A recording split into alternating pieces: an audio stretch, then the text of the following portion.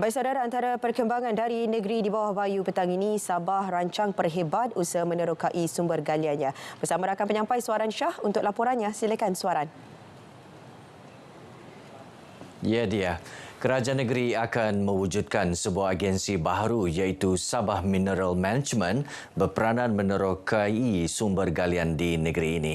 Ketua Menteri Datuk Seri Panglima Haji G. Noor berkata, berdasarkan laporan Jabatan Mineral dan Geosains Negara, Sabah mempunyai banyak sumber alam yang boleh diterokai sekaligus menjadi sumber pendapatan baharu negeri. Antaranya termasuklah tenaga boleh baharu yang boleh memberi manfaat ekonomi dan pekerjaan. Kita telah merancang untuk menerokai khazanah laut kita ini yang kita panggil ekonomi biru ini. Kerana kita dikelilingi oleh 3 lautan, Cina Selatan, Sulu dan Selibis. Jadi kenapa tidak kita terokai potensi ini? Marine life ini yang ikan dan sebagainya, tetapi juga industri yang lain termasuk tenaga boleh baharu terdapat di perairan Sabah ini. Ini adalah satu sumber baharu sebagai tambahan kepada sumber alam kita yang sudah sedia ada. Beliau menyatakan demikian dalam temu bual eksklusif bersama Ketua Menteri Sabah di Konti Sabah FM Kota Kinabalu.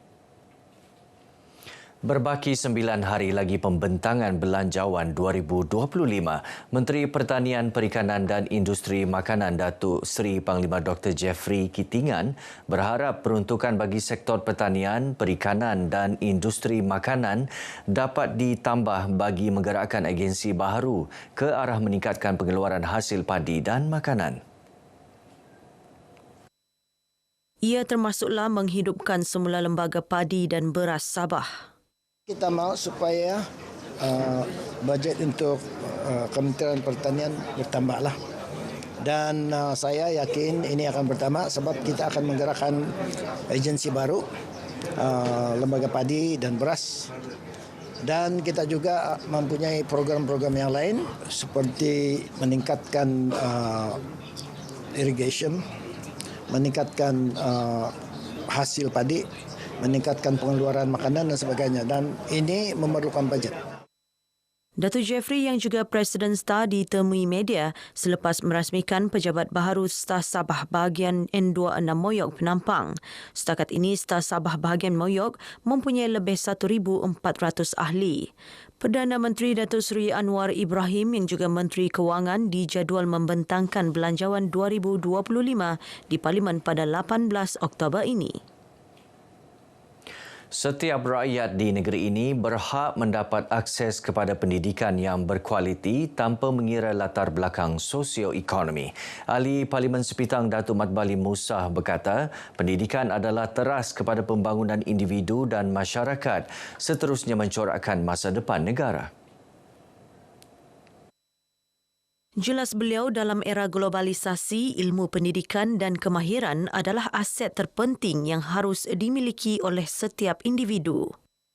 Jadi pelajaran cemerlang dan mendapat kerja yang baik. Dan insya-Allah pada masa akan datang mereka juga akan mewarnai bukan sekadar atau mencorakkan masa depan bukan sekadar daerah kita, negeri kita, malah negara kita yang tercinta. Itu kita harapkan.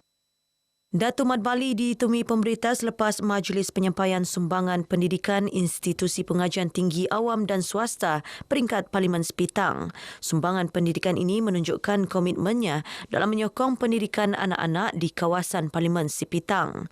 Beliau berharap sumbangan ini dapat meringankan beban kewangan pelajar dan keluarga, seterusnya mendorong mereka mencapai kecemerlangan. Terima kasih kepada YB Datuk Mat Bali kerana sudi memberi kami sumbangan ini. Sumbangan ini saya gunakan untuk meringankan beban kewangan lah untuk membayar yuran. At least dia dapat membantu kami lah sebab kan saya sambung pergi Semenanjung, kos dalam tiket pun mahal, barang-barang pun kami beli semua di sana. Seramai 203 pelajar dalam Parlimen Sepitang menerima sumbangan pendidikan dalam majlis ini. Daripada jumlah itu, 99 pelajar dari Dun Rumadan dan 104 pelajar dari Dun Sindumin membabitkan peruntukan keseluruhan lebih RM40,000. Pelajar perlu bijak memilih kursus yang diambil bagi melanjutkan pengajian ke peringkat tinggi. Pengarah Jabatan Pendidikan Negeri Sabah JPNS, Datuk Raisin Saidin berkata, ini penting agar pilihan bidang itu diminati selain keputusan peperiksaan di peringkat Sijil Pelajar Malaysia SPM atau Sijil Tinggi Persekolahan Malaysia STPM sepadan dengan kursus yang dipohon. Jelasnya pemilihan program pengajian yang diminati semasa permohonan dapat mengelak pelajar menghadapi masalah di peringkat awal. Datuk Raisin berkata demikian ketika berucap dalam Majlis Pelancaran Karnival Pendidikan Kerjaya Sukses 2024 di Politeknik Kota Kinabalu. Dalam masa sama, pelajar digalak mengikuti program pendidikan dan latihan teknikal dan vokasional TVET. Bagaimanapun, penawaran program kemahiran perlu sesuai dan selari dengan kecekapan teknologi dan mega trend dunia yang menjurus kepada 3 pendekatan utama iaitu High Arts, High Tech dan High Touch. Ketiga-tiga aspek berkenaan berasaskan kepada perkembangan semasa teknologi dengan menggabungkan pelbagai disiplin ilmu.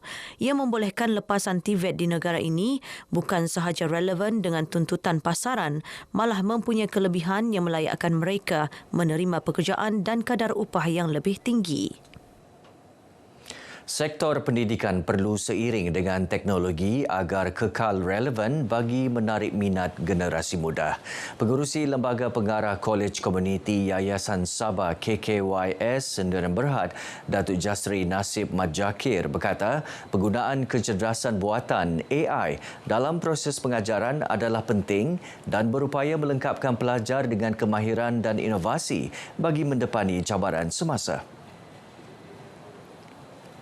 Ia juga membolehkan pensyarah mengembangkan pendekatan pembelajaran yang lebih inovatif.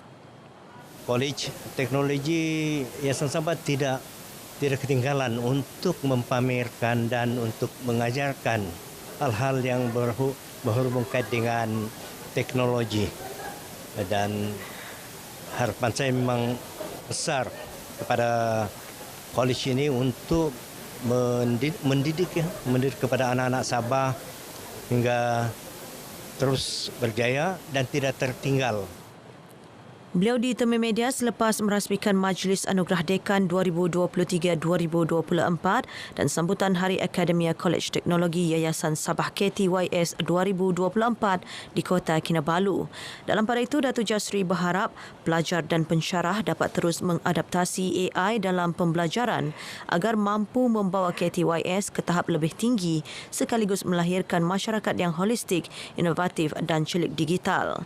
Seramai 136 pelajar menerima anugerah dekan dan 13 pensyarah dari pelbagai fakulti menerima anugerah penghargaan atas kejayaan meningkatkan profesionalisme sebagai tenaga pengajar. 11 fakulti terlibat antaranya Diploma Sains Komputer, Diploma Teknologi Automotif dan Diploma Pendidikan Awal Kanak-kanak.